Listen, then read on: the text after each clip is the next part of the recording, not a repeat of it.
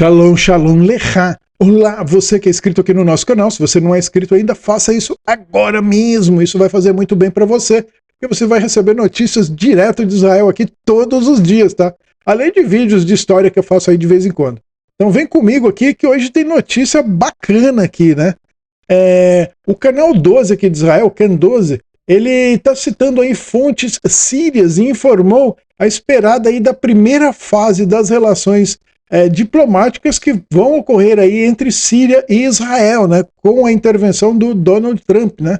Ela pode ser a assinatura aí de um acordo militar e de segurança. E a Síria está disposta a abrir mão aqui das colinas de Golã. Nós vamos falar sobre isso aí também, né? Então é uma coisa que é um sinal aí de um futuro melhor aí para a Síria. E se esse acordo surgir e houver o reconhecimento aí bilateral, né, ou seja, Israel reconhecendo o Al-Sharaa como presidente da Síria e tendo relações diplomáticas com a Síria e vice-versa, o Al-Sharaa reconhecendo o Estado de Israel e estabelecendo relações diplomáticas, os acordos anteriores que haviam com a Rússia, eles automaticamente são cancelados, né, aniquilados, anulados e por fim a essa história de Israel aí com a Rússia, que até o presente momento ela tem que honrar esses contratos porque não há um governo novo ainda reconhecido por Israel. Essa matéria aqui ela vai mostrar a resiliência aí do povo israelense, tá bom?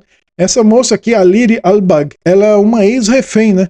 E ela vai retomar o serviço dela nas forças de defesa de Israel. Essa mocinha aqui, esses dois atrás, são os pais dela, né?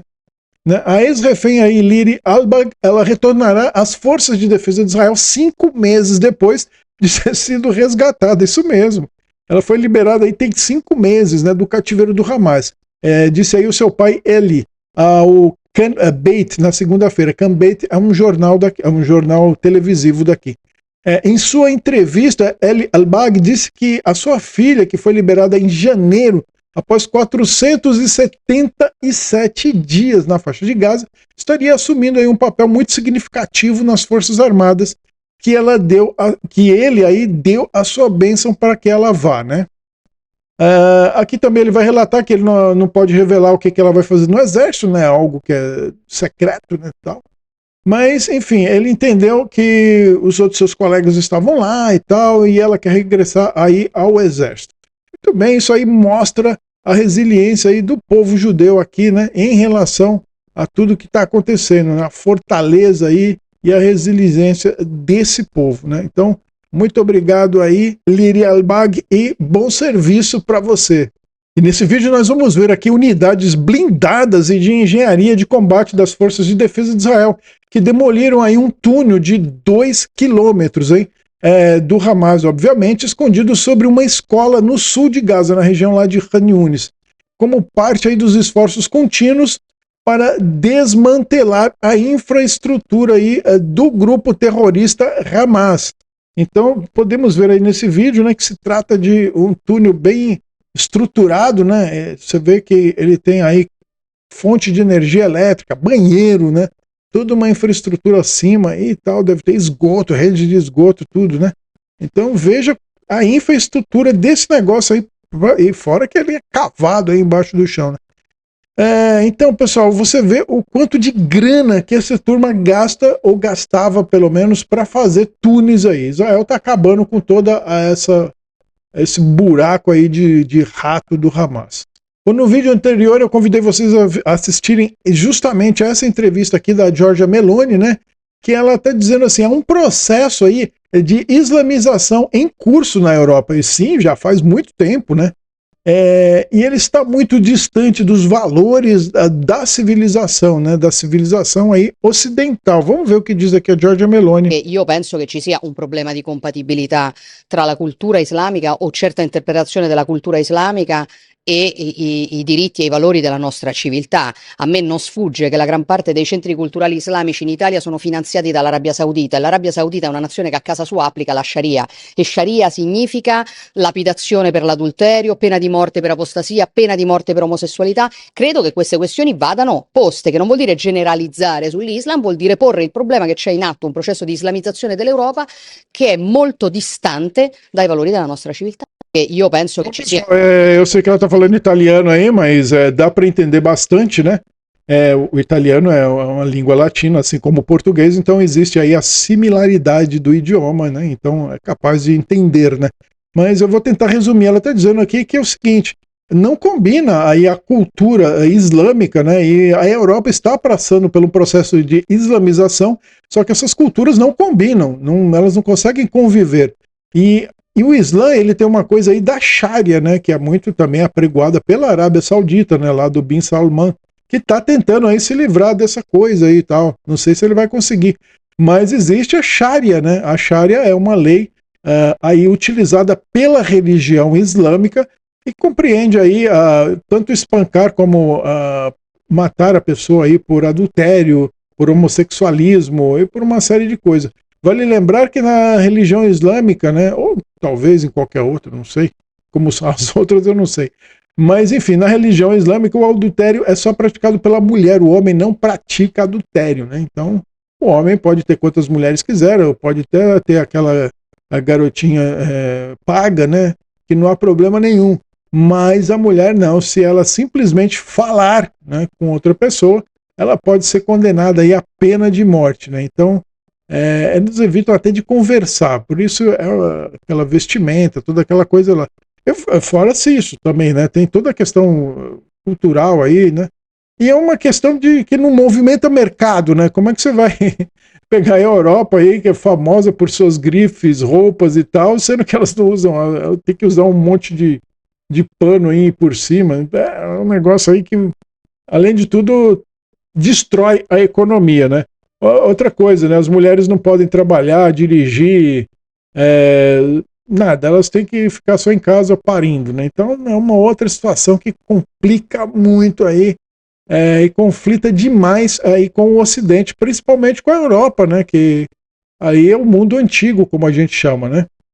Então vamos ver como que a Europa vai conseguir lidar com essa questão. E aqui também, né? O presidente pato Donald Trump salva a vida do Khamenei, né? Ele proibiu aí o Bibi de matar o Khamenei, né? Tá, então o pessoal ficou, tá bom, né? Vamos deixar ele vivo. Aí esperando, qual que era a ideia do Bibi, né? Ele aguardava aí que isso mudasse aí o comportamento dele, né?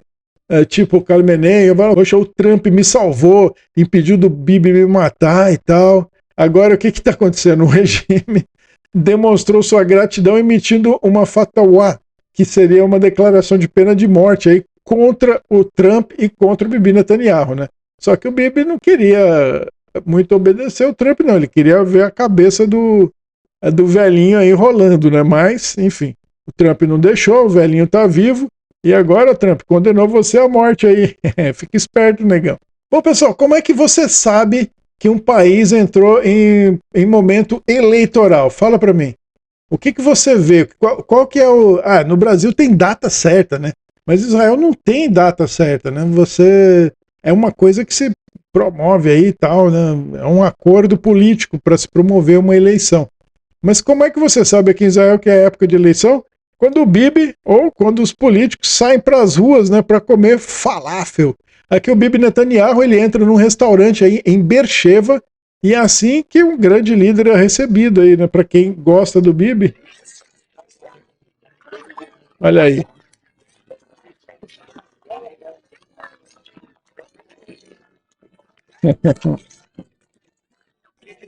A galera gosta muito aí do Bibi.